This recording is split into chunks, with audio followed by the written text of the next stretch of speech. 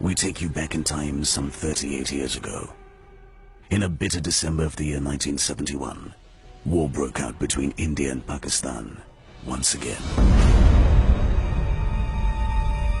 It was the Navy that was given the strategic task of denying both East and West Pakistan access to war supplies.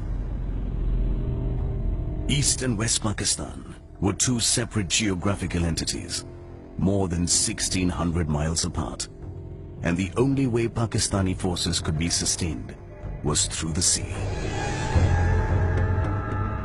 The aim was a complete naval blockade of both parts of Pakistan. It was the Western Seafront that was witness to one of the most audacious and daring attacks in the history of naval warfare. It was here that a bold plan was conceptualized and implemented, one which required ingenuity, perfect timing, and absolute emphasis on the element of surprise. The plan, ladies and gentlemen, was to set ablaze Karachi Harbor.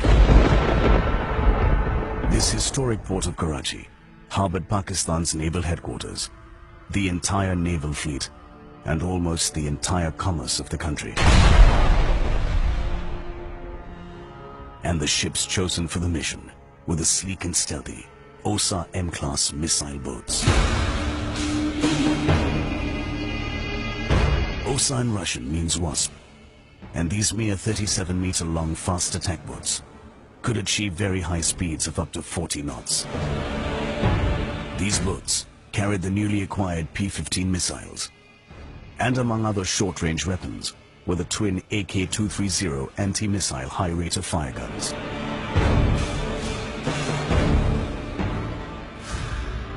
The reason for this unorthodox, bold decision was that these tiny missile boats would provide for difficult, fast-moving targets in the absence of friendly air cover. This offensive was named Operation Trident.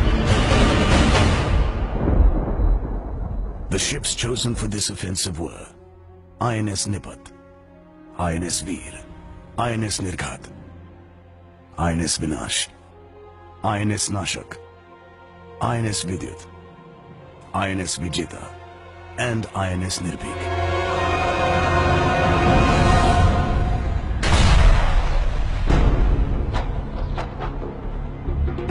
Because of the inherent limited endurance of these boats, a tactical decision was taken to tow these vessels up to a certain point south of Karachi Harbor, from where they would proceed at full speed to carry out the attack and disperse. Also, the Indian crew that was just back from the USSR after commissioning these boats was fluent in speaking Russian. This factor was extensively used, and all communications between the attacking vessels was in Russian, so that even if intercepted, the tactics would not be given away.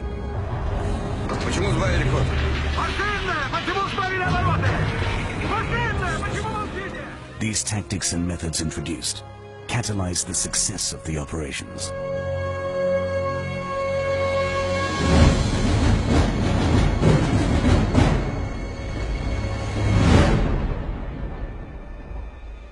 By the afternoon of the 4th of December 1971, the strike group was on its way to Karachi.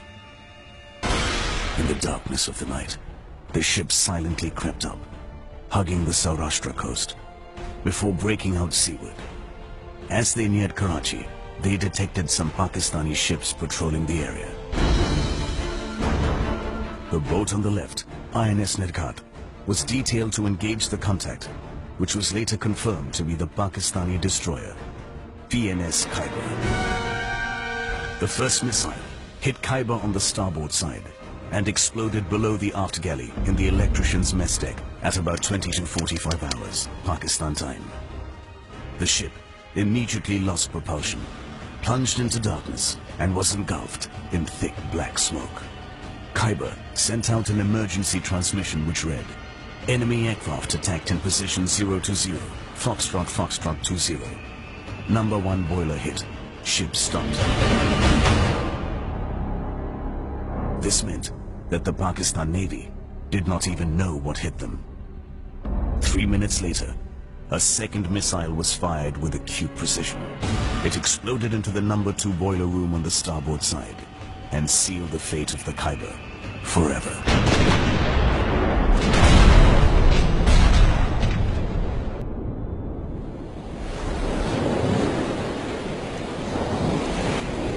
By this time, the port of Karachi was about 32 miles away, clearly painting on the radar. INS Veer reported a contact fine on her starboard bow, which was later learned to be a Pakistan minesweeper, the PNS Mohafiz. Veer fired 2 missiles at the contact at about 2320 hours. The missiles hit the Mohafiz on the port side above the bridge and instantaneously disintegrated the vessel, throwing much of its crew into the water. Mohafiz did not even have enough time to transmit a distress message. The ship's debris continued to burn for 70 minutes while the survivors floated around.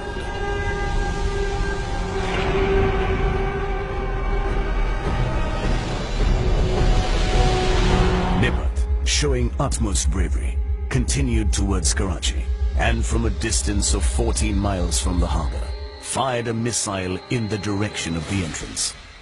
Never before was a missile purely designed for anti-ship roll used for land attack. 1 minute before midnight, the missile scored a direct hit on one of the giant Kiamari oil tanks, spreading lethal flames in all directions. This spread to other tanks, and a huge explosion shot up over the horizon. The Navy had avenged the provocation and celebrated Diwali in its own unique way.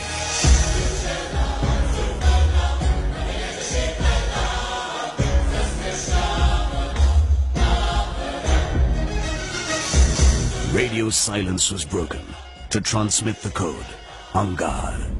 This meant the successful completion of Operation Trident. Having achieved much more than what the ship set out to do, it was now time to get back safely. The passage homeward was ridden with its own set of tribulations.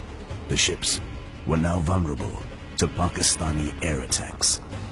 Veer developed machinery problems, and its speed was reduced. The same happened with Nipat when its fuel hose pipes gave away. And in the meanwhile, Pakistan radio put out a message that an Indian vessel had been sunk. INS Nipat, the only boat not accounted for at the time, was feared sunk amidst tense and confusing moments.